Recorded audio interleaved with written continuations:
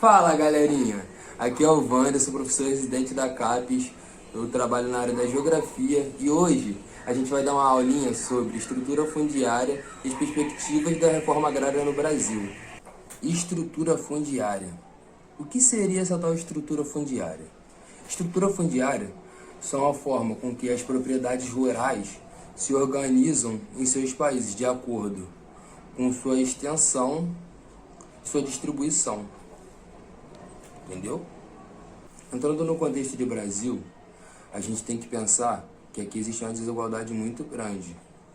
E não é diferente no âmbito rural. Então, sempre que a gente for pensar em concentração de terra, a gente tem que lembrar de latifúndio. No Brasil existem muitas terras para poucas pessoas. E é uma demanda antiga. Existe essa exploração, essa desigualdade, desde quando o Brasil foi descoberto, desde o período colonial. E eu vou dar uma explicação sobre esse contexto histórico agora. Pensando no Brasil colonial, a gente tem que entender que em 1500 aqui era território indígena. E houve toda a tomada do europeu do nosso território, que começou através da ocupação, as negociações com os índios. Não foi nada de, entregou um chapeuzinho, um espelhinho só. Tiveram todo um trâmite de negociação séria, que não vou entrar agora, mas que aconteceu guerras, conflitos, uma série de questões. Pensando já na entrada do europeu, na divisão do território nacional entre Portugal e Espanha, Tratado de Tordesilhas, a coroa portuguesa entrou com a política de capitanias hereditárias, que era o quê? Você doava uma parte da terra para alguma pessoa com status em Portugal para que viesse para o Brasil produzir. Na época, o primeiro destaque econômico foi com relação à cana-de-açúcar, e esse europeu português vinha, ocupava a terra e produzia, com a função de expandir o território, ocupar e expandir. E eles mandavam um cesto desse produto para Portugal, coisa que foi momentâneo. Pouco tempo depois, já surgiram a política de Seis Marias, que basicamente era esse proprietário de terra das capitanias hereditárias dividir sua própria terra, via que não tinha total condição de manter o seu negócio, de estar conseguindo expandir da maneira que deveria para Portugal. E ele fazia essa divisão, chamava o camarada para vir trabalhar com ele dava um pedaço de terra e tudo mais, e por aí foi se desenvolvendo a concentração de terras no Brasil. Agora, saindo do período colonial, um período mais complexo, que aí teve toda uma invasão, pessoas cercando as terras e falando, essa terra é minha, ninguém toma, entra aqui, toma bala. E foi massacre de índio, foi muito difícil. É só a gente parar pra pensar. Terra no Brasil sempre foi sinônimo de poder. Sempre os poderosos tinham a terra. Então, como é que eles iam deixar o europeu chegar aqui e tomar a terra por nada? Então, quando a lei de terras surgiu, só o governo poderia vender as terras devolutas, famosas terras de ninguém. O que não impediu o europeu de juntar sua grana, trabalhar, roçar pra caraca, ser explorado, mas juntar uma graninha e comprar seu pedacinho de terra, começar a plantar e crescer, depois investir na indústria, conforme foi acontecendo na história do Brasil de um modo geral.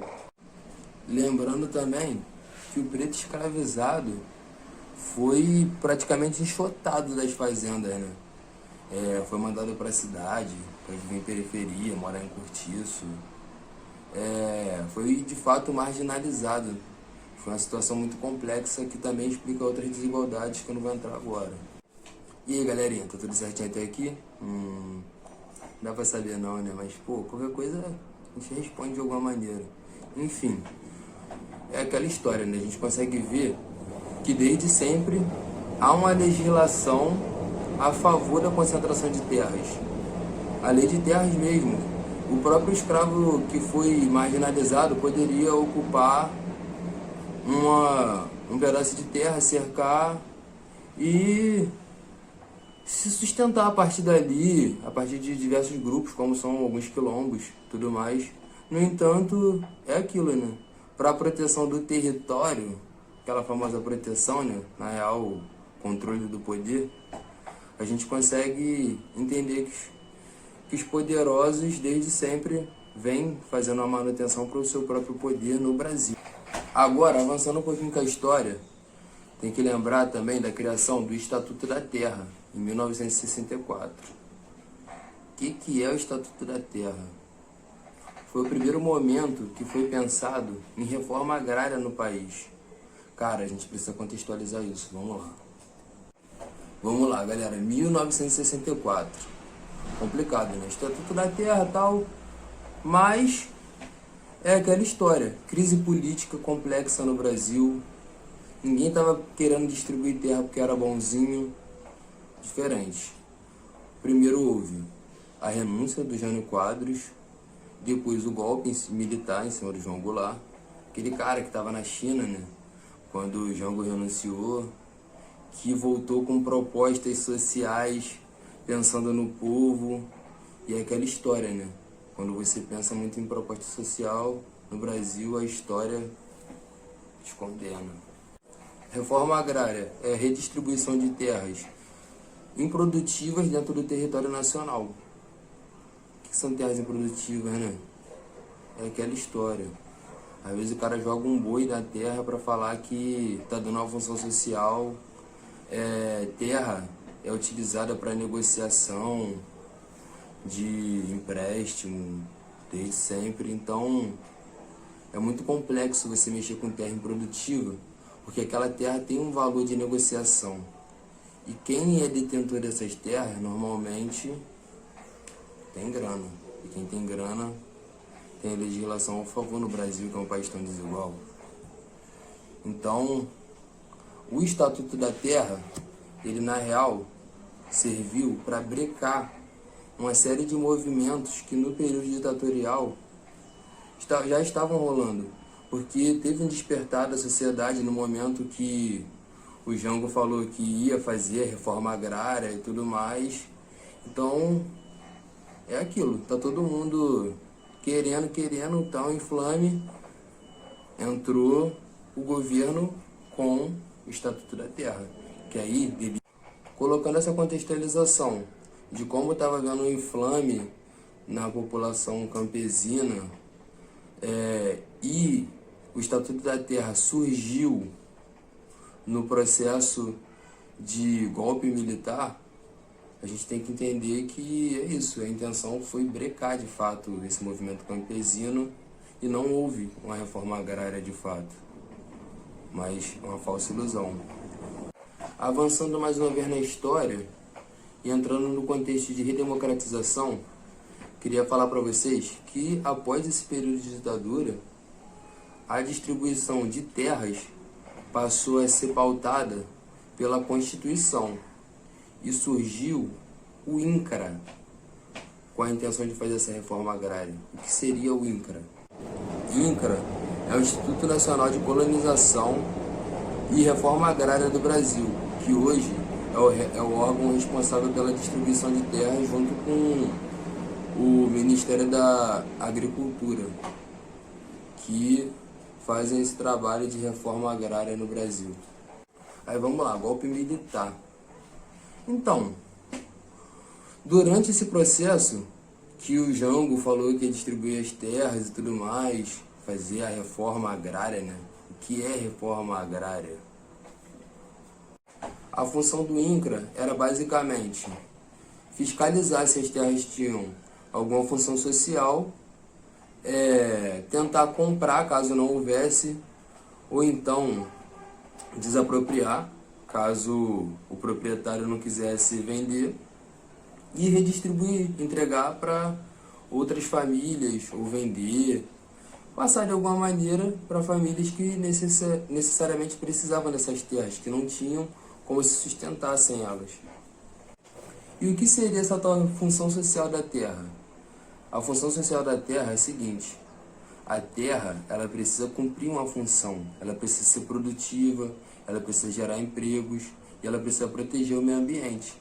Caso essa terra não cumpra nenhum desses objetivos, não tenha essa função social, o Estado teria o direito de desapropriar através do INCRA.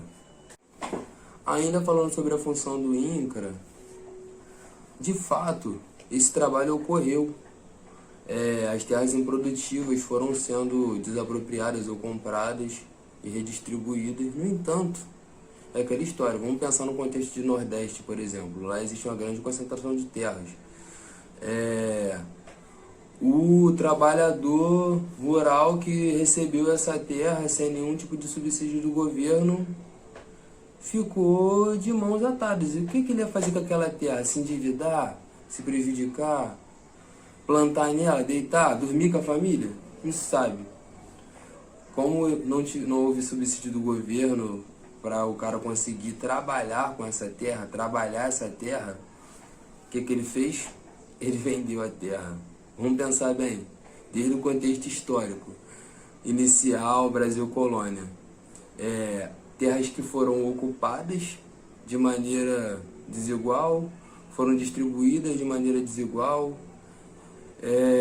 exploradas de N maneiras, com a cana-de-açúcar, café, algodão.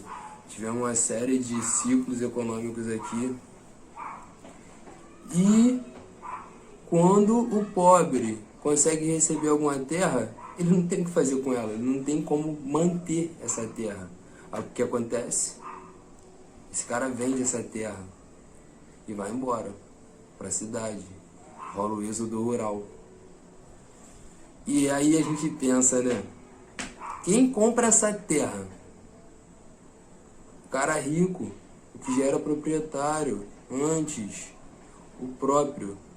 Ele ganhou, historicamente, ele vendeu para o Estado e depois ele comprou do pobre que recebeu do Estado por um preço que provavelmente não valeria muito a pena para ele, e o pobre continuou seguindo o pobre e vivendo a desigualdade. Bom, dito todas essas coisas, a gente tem que pensar, né? O país é extremamente desigual. O cara que tem terra, que tem dinheiro, ele tem poder, e não só poder financeiro, mas poder político. Ele também é político. Existe uma bancada ruralista dentro da Câmara dos Deputados Federais.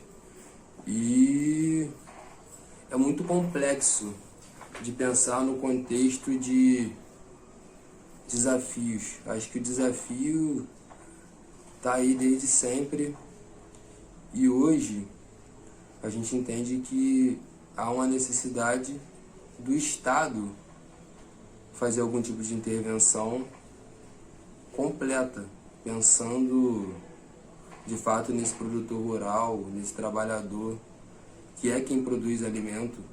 O latifundiário, ele costuma produzir cereais, soja, milho. O produtor rural